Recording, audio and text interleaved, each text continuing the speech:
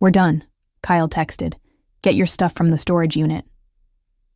I stared at my phone in disbelief, the harsh glow of the screen illuminating my exhausted face in the dim hallway of my apartment building. Well, what used to be my apartment. The new lock on the door gleamed mockingly in the overhead light, as foreign to me as the coldness in Kyle's message. My name is Samantha Delaney. I'm 47 years old, and I just spent 10 days sleeping on waiting room chairs while my sister Vanessa recovered from emergency surgery. 10 days of hospital cafeteria sandwiches and vending machine coffee. 10 days away from my husband of 15 years. And apparently, that was all it took for him to decide our marriage was over. I sank down against the wall, my legs suddenly unable to support my weight. The security light in the hallway flickered, casting strange shadows across the floor. I scrolled through the rest of Kyle's messages with trembling fingers. "I've moved your things to Unit 23B at Westside Storage. Keys under the mat. I pawned your jewelry. It wasn't worth much anyway. Sold the Toyota. You never drove it. My grandmother's antique locket. My wedding ring. The pearl earrings Kyle had given me on our 10th anniversary. All gone. The car I'd saved for years to buy. The one thing that was truly mine. Sold without my knowledge or consent." I pressed my hand against the door that had once opened to the life we'd built together. Teaching positions at the same high school, weekend trips to Lake Tahoe, quiet evenings grading papers side by side. 15 years of memories, now locked behind a door I couldn't open. Something cold and hard settled in my chest. In the silence of that hallway in Reno, Nevada, I made a decision. I would not scream. I would not beg. I would not call him 60 times in a row or camp outside the apartment. Instead, I typed back one message. "You'll regret this." Then I blocked his number. I found the storage key right where he said it would be and drove across town in a taxi. Unit 23B was small and dusty, containing nothing but a few cardboard boxes and garbage bags. My books, my clothes, some kitchen utensils he didn't want. 15 years of marriage reduced to less than 100 cubic feet of discarded items. That night, I stayed at a cheap motel near the hospital so I could visit Vanessa in the morning. As I lay on the scratchy bedspread staring at the water stains on the ceiling, I realized something that should have terrified me, but instead felt strangely liberating. I had nothing left to lose. I never expected to be starting over at 47, but life has a way of surprising you. Sometimes the surprise is a knife in the back. Kyle and I met at a teachers' conference in Sacramento 20 years ago. He taught physical education while I taught art. We bonded over our shared frustration with budget cuts and administrators who didn't understand the importance of creative expression in education. Kyle was charming back then, the kind of person who remembered everyone's name and never forgot a birthday. The kind of person who brought me coffee every morning just the way I liked it, and helped me hang student artwork before school exhibitions. The kind of person I thought would never abandon me. Our marriage wasn't perfect. Whose is? We'd been going through a rough patch ever since Kyle didn't get the athletic director position he'd been eyeing. He became withdrawn, spending more time at the gym and less time with me. I suggested therapy, but he dismissed the idea, saying we just needed time to figure things out. Then Vanessa's appendix ruptured, and everything changed. My sister had no one else. Our parents were gone, and she'd never married. I couldn't leave her alone in that hospital, fighting for her life. I thought Kyle understood that. I thought 15 years of marriage had earned me at least that much trust. I was wrong. The morning after I found myself locked out, I sat in Vanessa's hospital room, trying to keep my voice steady as I told her what happened. "That absolute bastard," she whispered, her face still pale from surgery. "I'll kill him." "No," I said, surprising myself with how calm I felt. "You need to focus on getting better. I'll figure this out." "Where will you go? What will you do?" The monitors tracking her heart rate beeped faster, reflecting her distress.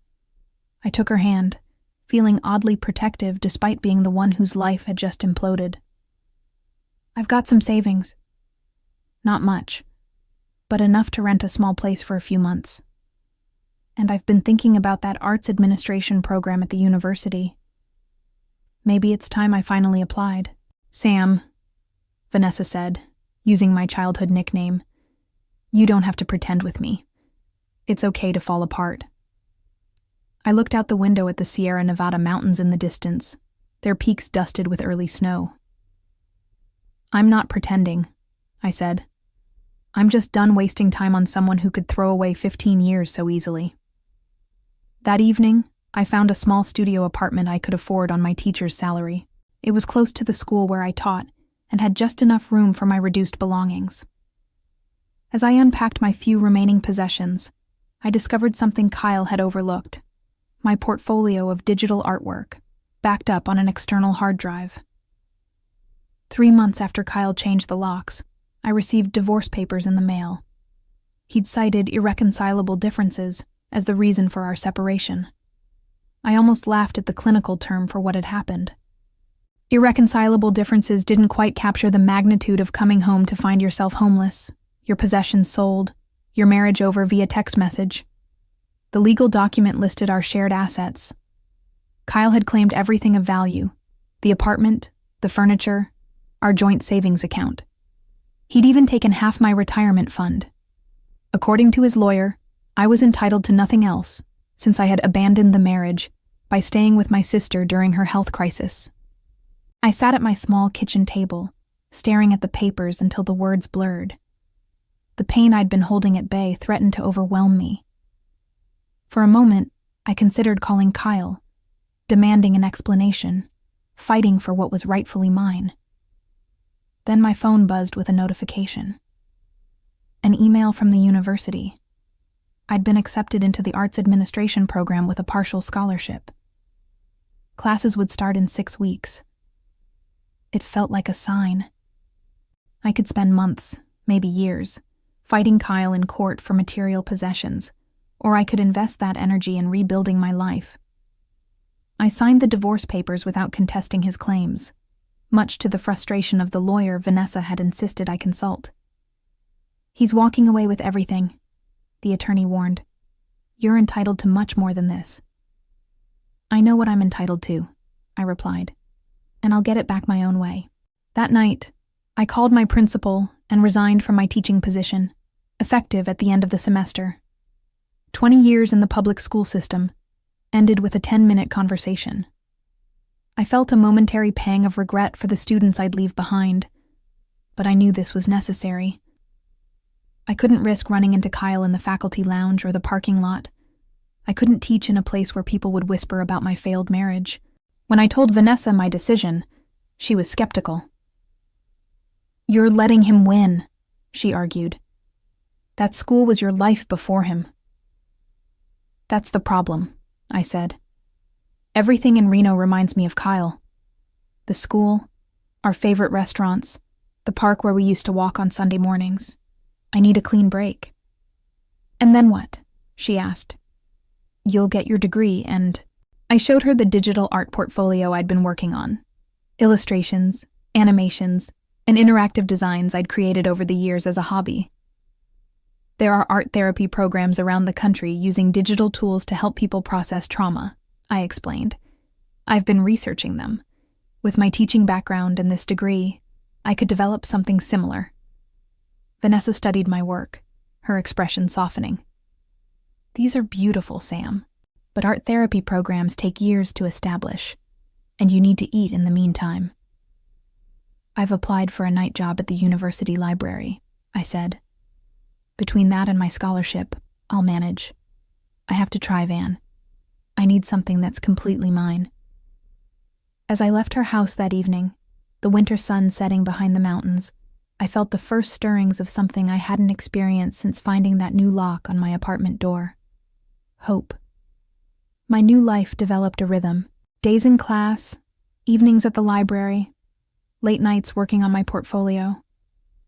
I barely had time to think about Kyle or what I'd lost, which was exactly what I needed. 6 months into the program, I was approached by Professor Winters after her grant-writing seminar. She was a formidable woman in her 60s with silver hair and piercing blue eyes that seemed to look straight through you. "Your project proposal was exceptional," she said, her tone matter of fact. "The digital art therapy concept has potential." "Thank you," I replied, trying not to show how much her approval meant to me. "There's a summer fellowship available through the Carson Foundation.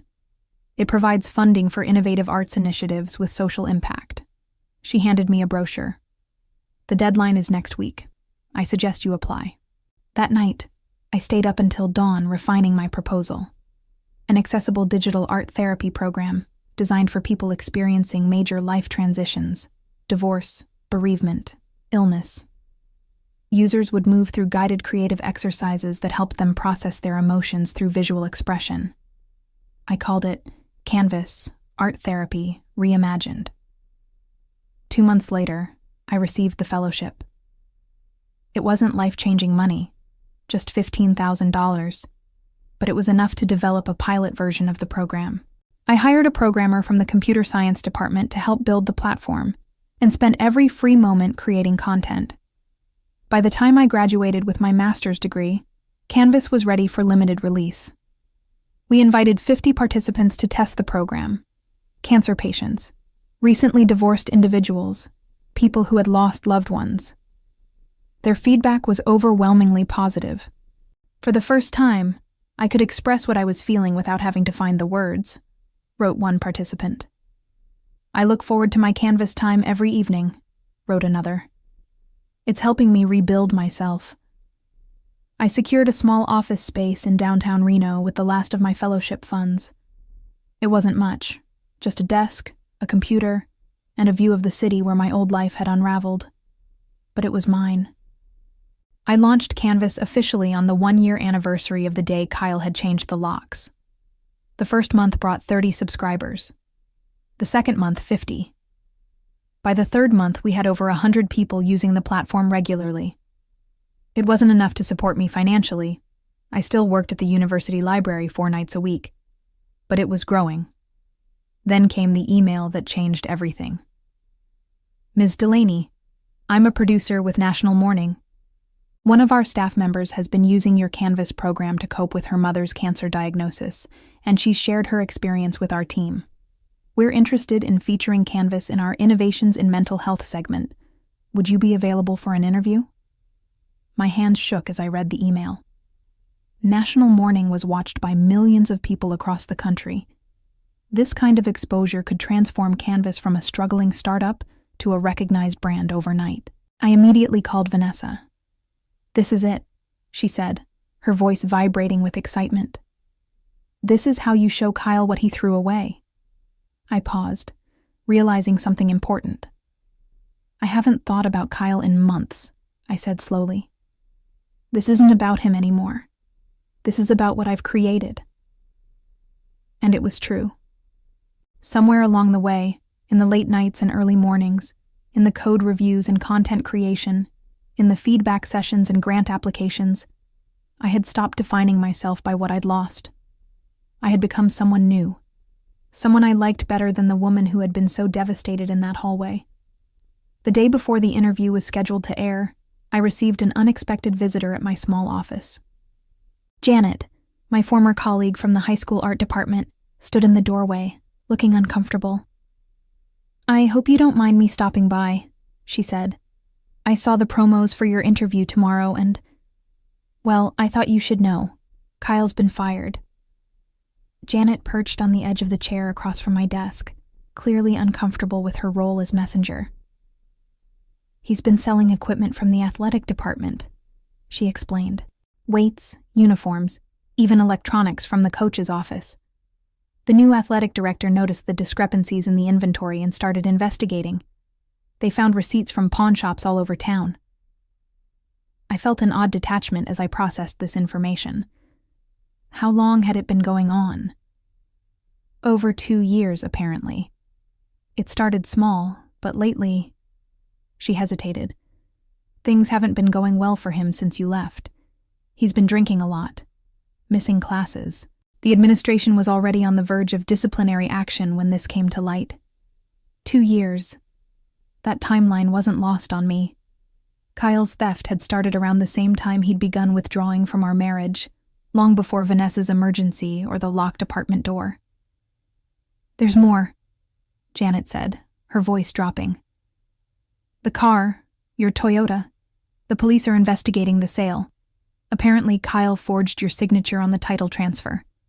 The new owner tried to register it, and the DMV flagged it. I thought about the car I'd saved for years to buy. The car Kyle had sold without my knowledge or consent. The car whose loss had symbolized the complete dismantling of my independence. Will they press charges? I asked. It's a felony, Sam. Title fraud, forgery. They're serious crimes.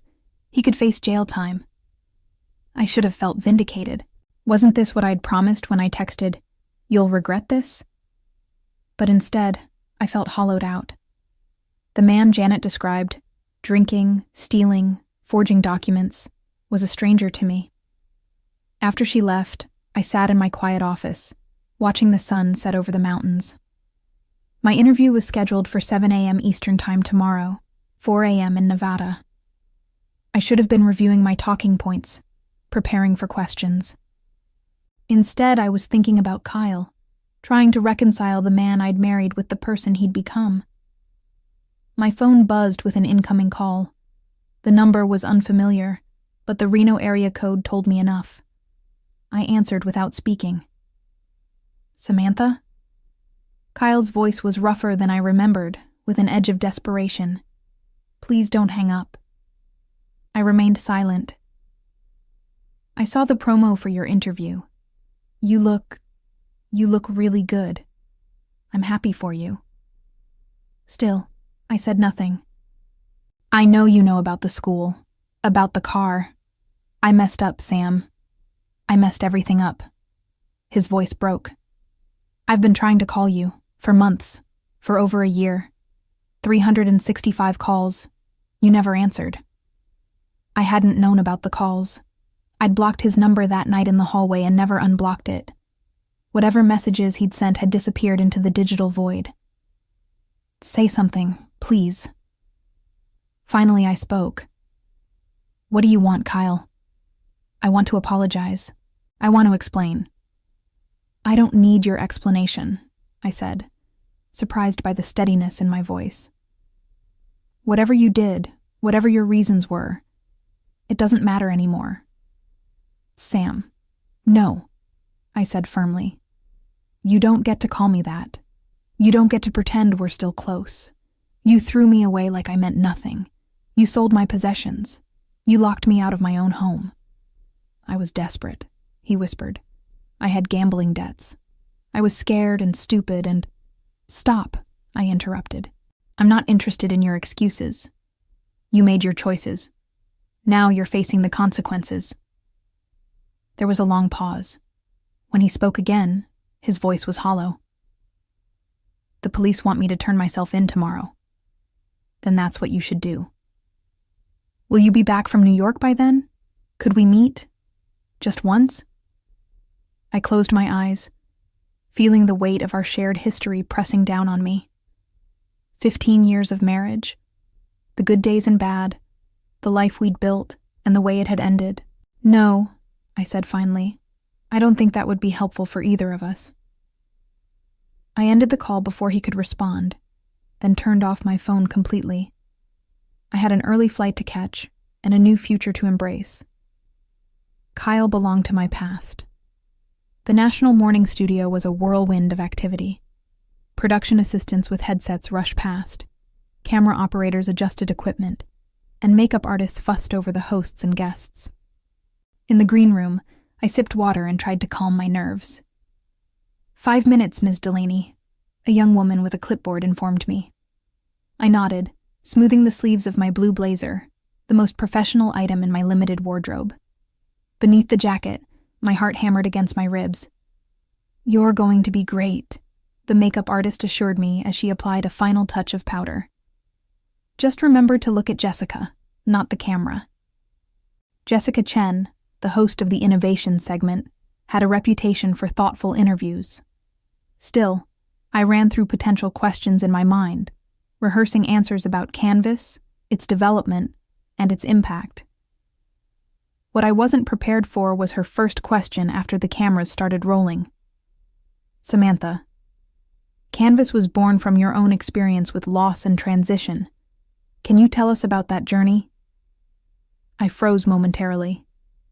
In all our pre-interview communications, we'd focused on the program itself, not my personal history. But as I looked into Jessica's kind eyes, I realized this was an opportunity to reach people who might be sitting where I had been, hollow and hurting, needing a way forward. 2 years ago, I began. I came home to find the locks changed on my apartment door. My husband had ended our 15-year marriage via text message, sold my car, and pawned my jewelry. I smiled slightly, aware of the camera but speaking directly to Jessica. It was disorienting, to say the least. Jessica's expression was perfectly balanced between empathy and professional interest. How did you move from that moment of crisis to creating Canvas? I explained my journey, the arts administration program, the fellowship, the late nights developing content. As I spoke, I realized how far I'd come from that night in the hallway. Canvas isn't just about processing grief or trauma, I concluded. It's about reclaiming your narrative, finding beauty and meaning in the midst of chaos. It's about rebuilding. The interview flew by. We discussed the scientific foundations of art therapy, demonstrated how the program worked, and shared testimonials from users. Before I knew it, Jessica was wrapping up the segment. Canvas is currently available for individual subscribers, but you have bigger plans, correct? I nodded. We're launching an institutional platform next month for hospitals, counseling centers, and schools. We've already partnered with 3 major healthcare networks to offer Canvas to their patients. Impressive growth for a program that began as a personal healing journey. Thank you for sharing your story with us today, Samantha. As the cameras stopped rolling, Jessica leaned over. That was fantastic. You're a natural. Back in the green room, I checked my phone. It had been less than 5 minutes since the segment aired, but my inbox was already filling with messages. The Canvas website had crashed from the traffic surge. My personal email contained interview requests from 3 other news outlets and 14 partnership inquiries from healthcare providers. Among them was a message with the subject line, "I saw you on TV." It was from Kyle. My finger hovered over the delete button, but something made me open it. I'm turning myself into the police this morning. I don't expect forgiveness. I just wanted you to know that I truly am sorry, and seeing you succeed is the one bright spot in all of this. You deserve every good thing that's coming your way. Goodbye, Samantha. I closed the email without responding. Whatever closure Kyle needed, he would have to find it without my help. I had a crashed website to fix, interviews to schedule, and partnerships to evaluate. I had a life to live, one that no longer revolved around the man who had once thought he could discard me. 2 years after the national morning interview, Canvas had become more successful than I ever imagined. We had offices in Reno and San Francisco, a team of 20 employees, and over 1.5 million users worldwide. Our institutional platform was being used in hospitals across the country, and we'd recently launched a specialized program for veterans with PTSD. I was in New York again, this time to accept an award at the Digital Health Innovation Gala.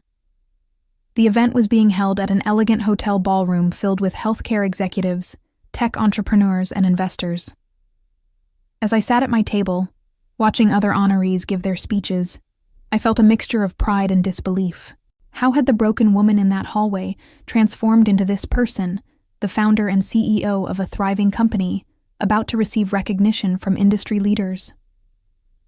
And now, announced the host, the Impact Award for Mental Health Innovation goes to Samantha Delaney, creator of Canvas. The applause was thunderous as I made my way to the stage. From the podium, I could see hundreds of faces looking back at me, including James, my partner of 8 months, who was beaming from our table. Thank you, I began, my voice steady and clear. Canvas was born from necessity. When my life fell apart, I needed a way to put the pieces back together. What I discovered was that creativity isn't just an escape, it's a pathway to healing. As I continued my speech, something caught my eye at the back of the room. A familiar figure standing near the exit, watching intently. Kyle. Older, thinner, his once confident posture now slightly hunched. I didn't falter. I didn't acknowledge him. I simply continued speaking about Canvas, about our vision for the future, about the millions of people we hope to help. In closing, I'd like to share something a user wrote to me recently. Canvas helped me realize that my story didn't end with my loss. It was just the beginning of a new chapter. That's what I hope Canvas offers to everyone who uses it, not just healing, but the chance to rewrite their story. The audience rose in a standing ovation. From the corner of my eye, I saw Kyle slip out the door, disappearing as quietly as he had appeared. After the ceremony, James and I were mingling with guests when an event coordinator approached me. "Ms. Delaney, there's someone who would like to speak with you privately. He says it's important." I knew who it was before she described him. "Tell him I'll meet him in the lobby in 5 minutes." James looked concerned. "Everything okay?" "It's fine," I assured him. "Just some unfinished business. I won't be long." Kyle was sitting on a bench near the hotel's grand entrance, looking out of place in his worn suit among the polished marble and crystal chandeliers. He stood when he saw me approach. "Congratulations," he said, his voice hoarse. "I read about the award in the business section. I hope you don't mind that I came." "How did you get in?" I asked. I told them I was with Oak Ridge Health. "They're one of your partners, right?" A ghost of his old smile appeared. "I've been following your success." I felt nothing. Not anger, not satisfaction, not even pity. Just a profound neutrality, as if I were speaking to a stranger who happened to share some of my memories. "I served 14 months, he said when I didn't respond. "Got out early for good behavior. I'm working construction now. It's honest work."